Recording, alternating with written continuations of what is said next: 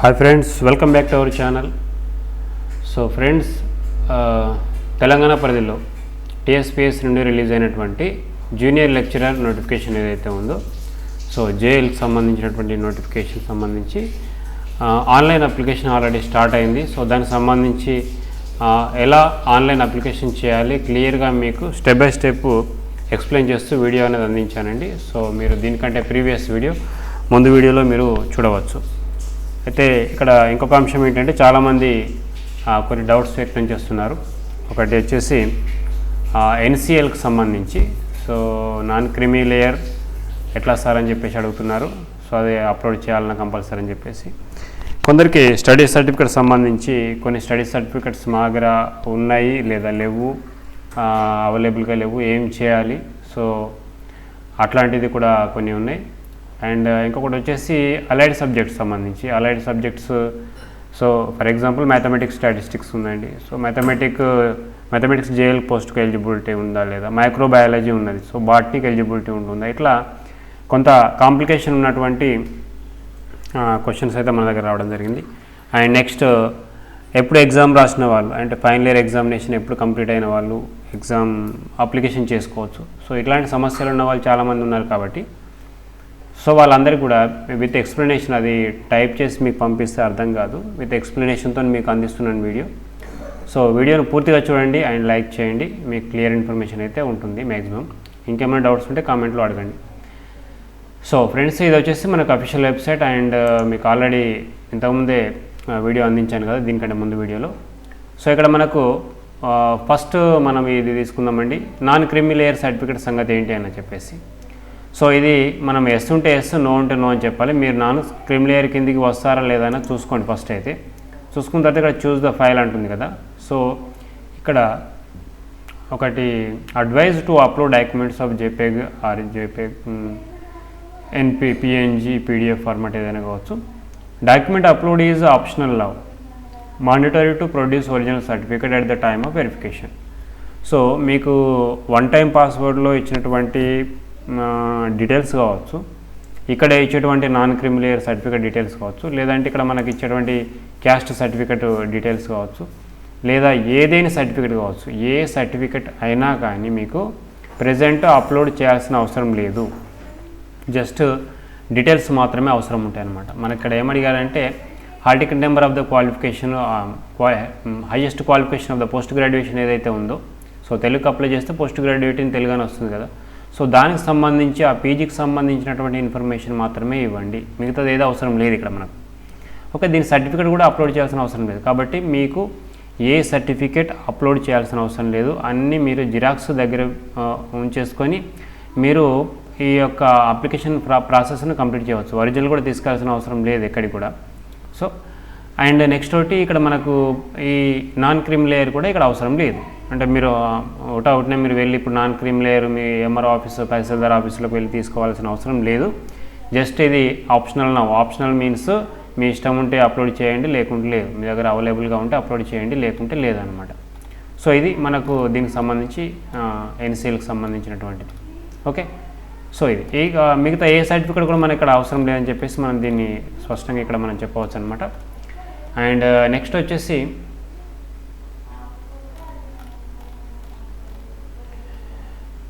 So ఇక్కడ ఒకటి మీకు ఇస్తున్నాను, first class, second class, third class. ఇక్కడ కూడా మనకు కొందరికి సర్టిఫికేట్స్ లేవు అంటున్నారు, స్టడీ సర్టిఫికేట్స్ లేవు సార్ అని చెప్పేసి అంటున్నారు. అటువంటి వాళ్ళకు ఇక్కడ ఓపెన్ ఆర్ రెగ్యులర్ అని చెప్పేసి అడుగుతున్నాను అనమాట. ఓకే, మీరు ఎలాంటి స్టడీ చేయకుండా డైరెక్ట్ మీరు డిగ్రీ కనుక చేసినట్లయితే, ఓపెన్ యూనివర్సిటీ డిగ్రీ చేసినట్లయితే మీరు ఇక్కడ ఈ స్టడీ అంతా కూడా ఫస్ట్ సెకండ్ ఇదంతా కూడా ఓపెన్ అని పెట్టేసేయండి. ఓకే, ఓపెన్ స్టడీ కింద తీసుకోవాల్సి ఉంటుంది, నాట్ రెగ్యులర్ కింద తీసుకోవద్దు అనమాట. ఓకే, అండ్ అది ఒక ఆప్షన్ అనమాట మనకు, ఓపెన్ ఆర్ రెగ్యులర్ అని చెప్పేసి అడుగుతుంది. ఓపెన్ తీసుకోండి, ఓపెన్ స్కూల్ అని చెప్పేసి, అంటే నాన్ రెసిడెన్షియల్ అని చెప్పేసి ఉంటుందన్నమాట. నాన్ రెసిడెన్షియల్ రెగ్యులర్ కానటువంటి రెండో ఆప్షన్ మాత్రమే. ఓకే, సో దానికి సంబంధించి చూసుకోవచ్చు మనం ఇక్కడ. దానికి సంబంధించి ఇక్కడ మనకు ఒకటి ఉన్నది, ఇక్కడ regular non studied in educational institute అంటే రెసిడెంట్ అని ఇక్కడ అర్థం అనమాట. ఈ రెండిట్లల్లో మీకు దగ్గర స్టడీ సర్టిఫికేట్ ఉంటేనేమో రెగ్యులర్. ఓకే, స్టడీ సర్టిఫికేట్ లేదు, నేను రెగ్యులర్గా చదవలేదు, నాన్ రెగ్యులర్ అంటే ఇర్రెగ్యులర్గా చదివాను, జస్ట్ ఓపెన్ 10th కట్టాను, ఓపెన్ ఇంటర్ లేదంటే direct open degree like Ambedkar university అట్లా ఉంటే మాత్రం మీరు రెండో ఆప్షన్ సెలెక్ట్ చేసుకోండి. ఓకే, సో అదనమాట. ఇంకా కొంతమంది డౌట్ ఏంటి అని అంటే, సార్ 4 years వరకు నాకు సర్టిఫికేట్ లేదు, 5th 6th years సర్టిఫికేట్ ఉన్నది అని అంటే, సో ఇక్కడ ఉన్న వాటిని మీరు రెగ్యులర్గా చదివారా లేదా ఫస్ట్ మెన్షన్ చేయండి. సో రెగ్యులర్గా చదివారా లేదా మెన్షన్ చేయండి. నాట్ స్టడీడ్ అయితే నాట్ స్టడీడ్ పెట్టేసేయండి. అండ్ దానికి సంబంధించినటువంటి రెసిడెన్షియల్ సర్టిఫికేట్ మీరు తీసుకోవాలన్నమాట. సో లోకల్ సర్టిఫికేట్ ఉంటుంది, దాన్ని లోకల్ క్యాండిడేట్ సర్టిఫికేట్ లేదా రెసిడెన్షియల్ సర్టిఫికేట్ తీసుకోవాల్సి ఉంటుంది. ఎన్ని ఏళ్ళు అయితే మీరు చదివారో, ఓపెన్గా చదివారో లేదంటే రెగ్యులర్ స్టడీస్ లేదు, స్కూల్ సర్టిఫికేట్ లేదో వాళ్ళు రెసిడెన్స్ సర్టిఫికేట్ తీసుకోండి. ఫర్ ఎగ్జాంపుల్ మీకు ఒక 4 years సంబంధించినటువంటి స్టడీ సర్టిఫికేట్ ఉంది, 3 years సంబంధించిన స్టడీ సర్టిఫికేట్ లేదు, బట్ రెగ్యులర్గా చదివారా లేదా కూడా గుర్తులేదు అన్నప్పుడు మీకు ఈ 4 years ఎనఫ్ అన్నమాట. ఎందుకంటే 4/7 కన్సిడర్ చేయాల్సి ఉంటుంది అనమాట. బట్ అయినప్పటికీ కూడా 3 years సంబంధించి మీరు తహసీల్దార్ నుంచి వెళ్ళి రెసిడెన్స్ సర్టిఫికేట్ అయితే తీసుకోవాల్సి ఉంటుందన్నమాట. ఎందుకంటే అక్కడికి అయిన తర్వాత TSPSC వాళ్ళు 1 అంటే 2 అంటారు, వాళ్ళు తప్పనిసరిగా ఏది సర్టిఫికేట్ ఏది కనీసం అని చెప్పేసి అడుగుతారు. కాబట్టి సో మీరు అట్లా ఉన్నా కానీ 4 years any 4 years of the study certificates ఉన్నప్పటికీ కూడా మిగతా 3 years సంబంధించి రెసిడెన్స్ తీసుకునే ప్రయత్నం చేయండి. తీసుకోకున్నా కానీ ఆ 4 yearsతోని మీరు రెగ్యులర్ లోకల్ అవుతారు యాక్చువల్గా. ఓకే, సో ఇది ఒకటి మనకు. అండ్ మెయిన్గా వచ్చేసి తర్వాత ఇంకొక అంశము మెయిన్ ఏంటిదనంటే, ఎవరైతే సో పాస్ ఎప్పుడు క్వాలిఫై అయ్యారని చెప్పేసి ఇందులో కంపల్సరీ మనకు పాస్ పర్సంటేజ్ అడుగుతుంది. కాబట్టి ఇక్కడ మనకు అడుగుతుంది అనమాట. సో పర్సంటేజ్ ఆఫ్ మార్క్స్ కూడా అడుగుతుంది మనకు. ఇప్పుడు అందించాల్సి ఉంటుంది అనమాట. ఇది మనకు with hall ticket number and date of pass. So ఇది మనకు మెయిన్ ఇంపార్టెంట్ అనమాట. సో డేట్ ఆఫ్ పాస్ అనేది ఈ యొక్క నోటిఫికేషన్ రాకముందు ఉండాలన్నమాట. సో ఇది మనకు బహుశా నోటిఫికేషన్ 8th నాడు వచ్చినట్టుంది. So date of the notification 9th 12. Okay, so 9th 12th నాడు వచ్చింది. 9th 12th వరకు మీరు క్వాలిఫై అయ్యి మీ యొక్క రిజల్ట్ అవుట్ అయినట్లయితే మీరు ఎలిజిబిలిటీ ఉంటుందని దాని అందులో ఇచ్చినటువంటి ఇన్ఫర్మేషన్ అనమాట. సో 9th 12 అంటే December 9th వరకు మీరు క్వాలిఫై అయ్యారా అన్నదే మెయిన్ ఇంపార్టెంట్ ఇక్కడ మనకు. సో దాని ప్రకారం మీరు తీసుకోవాల్సి ఉంటుంది అనమాట. అండ్ సో మరి సార్ ఎగ్జామ్స్ రాసాము, ఇంకా క్వాలిఫై అయినమో లేదో తెలియదు, లేకుంటే రిజల్ట్ వచ్చింది 9 తర్వాత వచ్చింది రిజల్ట్, అట్లాంటిది ఉంటే మీరు ఒకసారి TSPSCకి కాంటాక్ట్ కండి. ఇచ్చినప్పుడు నోటిఫికేషన్ ప్రకారం మాత్రము సో 9th డేట్ వరకు మీరు పాస్ అయి ఉండాలి, ఆల్రెడీ పాస్ అయి ఉండాలి, మీ రిజల్ట్ అవుట్ కావాలన్నమాట. సో అది మీకు ఇక్కడ ఇవ్వడం జరిగింది. అండ్ సో ఇది ఇక మీరు ఫైనల్ ఇయర్ చేస్తున్న లాస్ట్ సెమిస్టర్ చేస్తున్న ఎగ్జామ్స్ అటెంప్ట్ చేసిన వీళ్ళందరూ నాట్ ఎలిజిబుల్.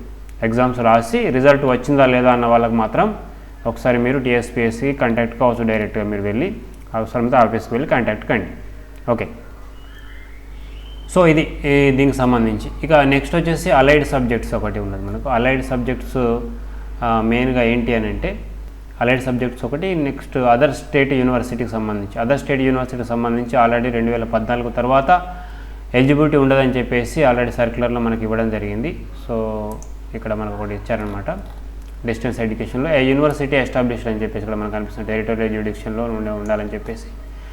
బట్ ఇంకొక విషయం చాలామందికి తెలియని అంశం ఏంటంటే, ఒక అభ్యర్థి కూడా మనకు కామెంట్ చేయడం జరిగింది. సో అందులో ఏమున్నదంటే మనకు ఈ డిస్టెన్స్ ఎడ్యుకేషన్ సంబంధించినటువంటి ఒక ఇన్ఫర్మేషన్ అక్కడ ఉన్నదన్నమాట.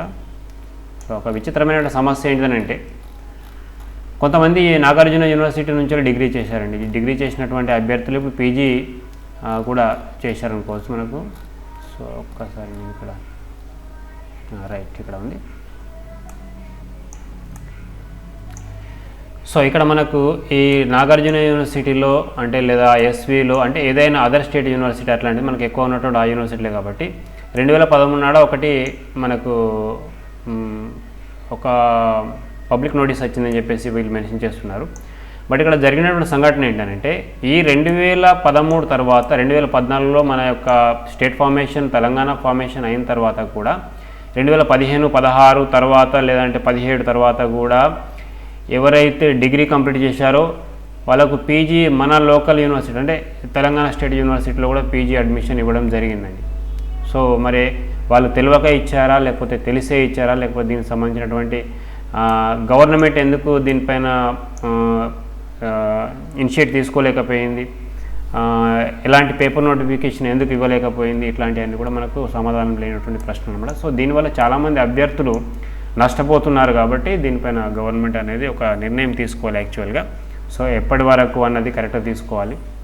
అండ్ కొంతమంది 2014 బిఫోర్ వాళ్ళు అడ్మిషన్ తీసుకున్నారు, 14 ఆఫ్టర్ క్వాలిఫై అయ్యారు. సో అదర్ స్టేట్ యూనివర్సిటీ కిందకి వస్తున్నటువంటి అను కావచ్చు, ఎస్వి కావచ్చు. సో వాళ్ళు కూడా ఈ 2014 ఆఫ్టర్ ఎవరైతే 14 బిఫోర్ అడ్మిషన్ తీసుకొని ఆఫ్టర్ క్వాలిఫై అయ్యారో లేదా ఆఫ్టర్ ఎగ్జామినేషన్ పాస్ అయ్యారో, మరి వాళ్ళ పరిస్థితి ఏంటంటే ఈ సర్క్యులర్ ప్రకారం వాళ్ళు కూడా ఎలిజిబిలిటీ కాదు కానీ మరి వాళ్ళకి సంబంధించి కూడా కానప్పుడు మరి స్టేట్ ఫార్మేషన్ కాలేదు కదా, అంతమంది అడ్మిషన్స్ చెల్లాలి యాక్చువల్గా రూల్ ప్రకారం అయితే చెల్లాలి. ఎందుకంటే అది ప్రియారిటీ ఆఫ్ బెనిఫిట్ ప్రకారం క్యాండిడేట్గా బెనిఫిట్ జరగాలన్నమాట. సో అట్లా లీగల్గా ఏమైనా ఇష్యూస్ ఉంటే మీరు అంటే చేసుకుంటే అప్లికేషన్ చేసుకోండి, తర్వాత మీరు ఫైట్ చేస్తారంటే దాని గురించి ఫైట్ చేయవచ్చు. మీకు ఏదైనా దానిలో లీగల్ సమస్యలు ఉన్నట్లయితే సో త్రూ కోర్టు ద్వారా మీరు ఫైట్ చేయవచ్చు అనమాట. అదొకటి మనకు ఇక్కడ దీనికి సంబంధించి other state university and local study centres working అనమాట. సో కంప్లీట్ అదర్ స్టేట్లో చదివినటువంటి వాళ్ళ పరిస్థితి అండి. కంప్లీట్ రెగ్యులర్గా వెళ్ళి అదర్ స్టేట్లో ఏపీలో మీరు చదివారనుకోండి, సో ఆఫ్టర్ 2014, సో అట్లాంటి వాళ్ళకి ఎలిజిబిలిటీ ఉంటుందా అంటే ఉంటుంది అది. సో అది రెగ్యులర్గా మీరు ఏపీ కావచ్చు లేదంటే భారతదేశంలో ఉన్నటువంటి ఏ యూనివర్సిటీ అయినా కానీ యాజ్ పర్ యూజీసీ ప్రకారం నామ్స్ ప్రకారం సర్టిఫైడ్ యూనివర్సిటీస్ ఏవైతే ఉన్నాయో సో అందులో మీరు రెగ్యులర్గా ఎక్కడ చదివినా కానీ మీకు ఎలిజిబిలిటీ ఉంటుంది. సో లోకల్ 95% కింద ఎలిజిబిలిటీ ఉంటుందన్నమాట. సో దీనికి సంబంధించి మీరు వరి కావాల్సినటువంటి అవసరం లేదు. సో ఇది ఒకటి మీకు క్లియర్ చేశానండి. అండ్ నెక్స్ట్ వచ్చేసి మనకు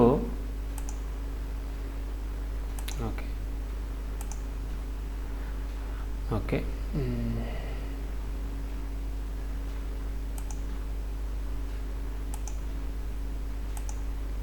సో ఇంకొకటి అలైడ్ సబ్జెక్ట్ సంబంధించి అసలు విషయం ఏంటంటే so the equivalence of certain PG degree courses prescription of qualification for appointment as junior lecturer. So ఇది మనకు ఉమ్మడి ఆంధ్రప్రదేశ్లో ఉన్నటువంటి రూల్స్ అన్నమాట ఇవి. ఓకే, సో ఇవి ఇప్పుడు తెలంగాణ ఫార్మేషన్ తర్వాత సో చాలా మటుకు ఏదైతే అమెండ్మెంట్ చేయనటువంటి ఏ సర్వీసెస్ కావచ్చు, ఏ క్వాలిఫికేషన్ కావచ్చు, ఎలాంటి రూలింగ్ సంబంధించినటువంటి జీవోలు కావచ్చు, అవన్నీ కూడా మనకు ఉమ్మడి ఏపీలో ఉన్నాయి తీసుకోవడం జరుగుతుంది. సో ఇప్పుడు హయ్యర్ ఎడ్యుకేషన్ ఈ commissionerate of higher education government junior కాలేజ్లో ఈ యొక్క జేఎల్స్ ఏదైతే రిక్రూట్మెంట్ అవుతుందో సో దీనికి సంబంధించి కూడా పాత జీవోలే వర్తిస్తాయి. దీనికి సంబంధించి కొత్తగా ఎలాంటి జీవోలు అనేవి ఇంతవరకు జారీ కాలేదు. ఏంటి అంటే దీని రిక్రూట్మెంట్ సంబంధించి కావచ్చు, ఇట్లాంటివి కావచ్చు. ఎందుకంటే ఇది ఫస్ట్ వచ్చినటువంటి ఆఫ్టర్ తెలంగాణ తర్వాత గవర్నమెంట్ జూనియర్ కాలేజీలో వచ్చినటువంటి first JL notification. So after Telangana వచ్చిన తర్వాత కాబట్టి సో దీన్ని కూడా నాకు తెలిసి పాత జీవోలే వర్తిస్తాయి. సో పాత జీవోల ప్రకారము అలైడ్ సబ్జెక్ట్స్ ఎట్లా ఉన్నాయో ఒకసారి చూడండి మీరు. సో ఇది మనకు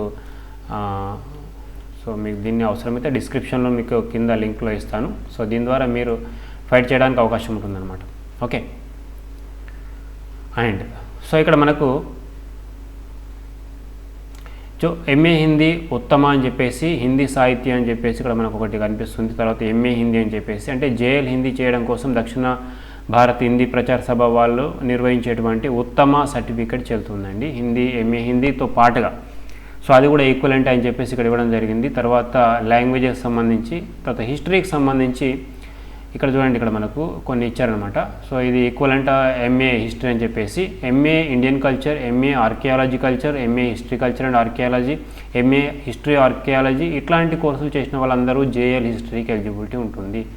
ఎకనామిక్స్ సంబంధించి rural development, MA rural development and MA applied economics, MA mathematical economics, MA business economics చేసిన వాళ్ళు వాటికి సంబంధించి ఆర్సీ నెంబర్తో సహా మనకి ఇచ్చారండి. ఓకే, ఇదొకటి నాట్ ఈక్వలెంట్. ఇక్కడ మనకు నాట్ ఈక్వలెంట్ కూడా ఇవ్వడం జరిగింది. సారీ, ఇక్కడ మనం చూడండి, not equivalent with university. Okay, ఇవన్నీ ఈ స్పెషల్ యూనివర్సిటీలో ఈ కోర్స్ చేసిన వాళ్ళు నాట్ ఈక్వలెంట్ అనమాట. సో మిగతా అంతా కూడా ఈక్వలెంట్ అనమాట.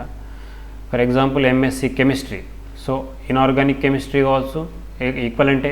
అంటే ఎంఎస్సి ఇన్ఆర్గానిక్ కెమిస్ట్రీ చేస్తే జేఎల్ కెమిస్ట్రీకి ఎలిజిబిలిటీ, అనలిటికల్ కెమిస్ట్రీ కావచ్చు, న్యూక్లియర్ కెమిస్ట్రీ కావచ్చు, ఆర్గానిక్ కెమిస్ట్రీ కావచ్చు, ఫిజికల్ కెమిస్ట్రీ కావచ్చు, ఎన్విరాన్మెంటల్ కెమిస్ట్రీ కావచ్చు, మినరల్ కెమిస్ట్రీ కావచ్చు, ఇట్లా మనకు అగ్రోకెమికల్ కావచ్చు,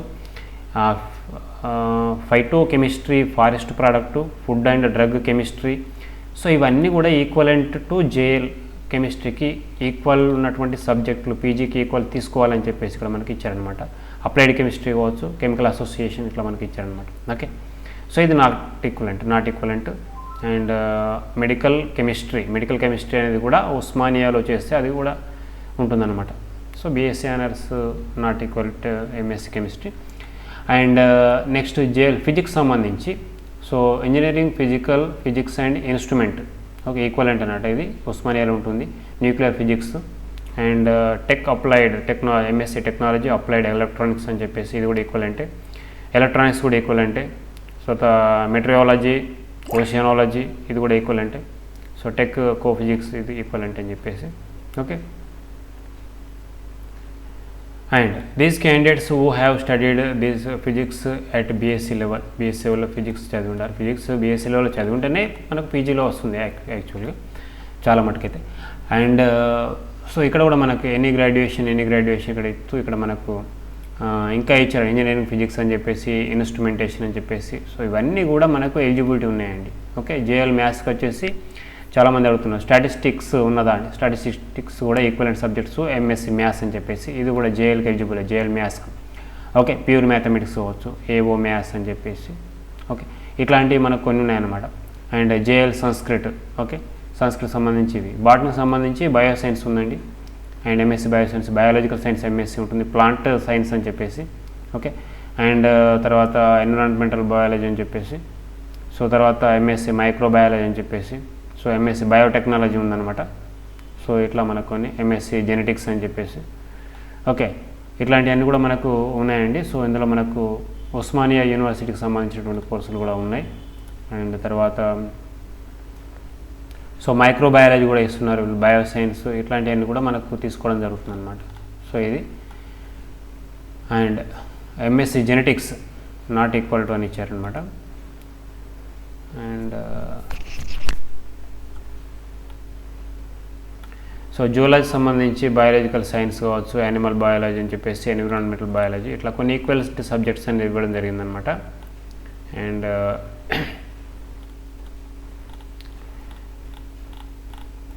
సో ఇవన్నీ కూడా ఈక్వలెంట్ ఏంటి, నాట్ ఈక్వలెంట్ ఏంటి అనేది మనకు కొన్ని ఇవ్వడం జరిగింది. అండ్ ఇట్లాంటివన్నీ కూడా. సో ఇది మీరు అదర్ స్టేట్ యూనివర్సిటీలో చేసి రెగ్యులర్గా అప్లై చేసిన వాళ్ళకు కూడా కొంత ఇది అవగాహన అనేది ఉంటుంది కాబట్టి సో దానికి సంబంధించి మీరు ఒకసారి చూసుకోవాల్సి ఉంటుంది అనమాట. అండ్ మెయిన్గా వచ్చేసి ఇందులో మనకు ఉస్మానియా యూనివర్సిటీ మాత్రం ఒకటి మెయిన్గా మనకు కనిపిస్తుందండి. ఉస్మానియాకి సంబంధించి ఇక్కడ మనకు కనిపిస్తుంది ఉస్మానియా యూనివర్సిటీ అని చెప్పేసి. సో అది చూసుకోండి ఒకసారి. And other state universities if regular are before the 2014 మీరు చేసినట్లయితే అదే ఒకసారి చూసుకోండి. ఓకే, సో ఇట్లాంటివన్నీ కూడా చూసుకున్నట్లయితే మీకు ఈజీ ఉంటుందన్నమాట. ఓకే, సో ఇది మనకు అలైడ్ సబ్జెక్ట్ సంబంధించి ఇంటర్మీడియట్ ఎడ్యుకేషన్ అనేది. సో వీటిని ఈ యొక్క జీవోస్ని, ఈ యొక్క ఆర్సీ నెంబర్స్ని వ్యాలిడ్ చేయాల్సి ఉంటుంది. ఎందుకంటే కొత్తగా వీళ్ళు క్వాలిఫికేషన్ పైన ఎలాంటి జీవోస్ అనేది ఇష్యూ చేయలేదు కాబట్టి సో ఇది దీన్ని బట్టి మీరు ఫైట్ చేయవచ్చు అనమాట. సో ఇప్పటికైతే మనకి ఈక్వలెంట్ సబ్జెక్టులు ఇవ్వకపోయినప్పటికీ కూడా ఇట్లాంటి సబ్జెక్టులను ఈక్వలెంట్ ఇవ్వచ్చు. ఎందుకంటే ఇదివరకు ఉమ్మడి ఆంధ్రప్రదేశ్లో ఇట్లాంటి ఈక్వలెంట్ సబ్జెక్ట్ సంబంధించి జీవోస్ ఉన్నాయని చెప్పేసి సో ఇప్పుడు మన యూనివర్సిటీస్లో కావచ్చు, తర్వాత రెగ్యులర్గా అదర్ యూనివర్సిటీలో కావచ్చు ఉన్న వాళ్ళు కూడా మీరు తీసుకోవడానికి అవకాశం అయితే ఉంటుందన్నమాట.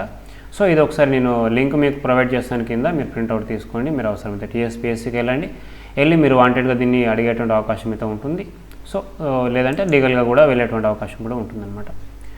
సో ఇదే అనమాట దీనికి సంబంధించి కొంత ఇన్ఫర్మేషన్ అయితే నేను గ్యాదర్ చేయడం జరిగింది. మీ దగ్గర ఇంకేమైనా ఇన్ఫర్మేషన్ ఉంటే కూడా మీరు కూడా చూడవచ్చు అనమాట. సో ఇది ఈ వీడియోకి ఇన్ఫర్మేషన్ అండి. అండ్ వీడియో నచ్చితే లైక్ చేయండి అండ్ షేర్ చేయండి. నెక్స్ట్ మరొక వీడియోలో మళ్ళీ కలుసుకుందాం. Until then thank you for watching.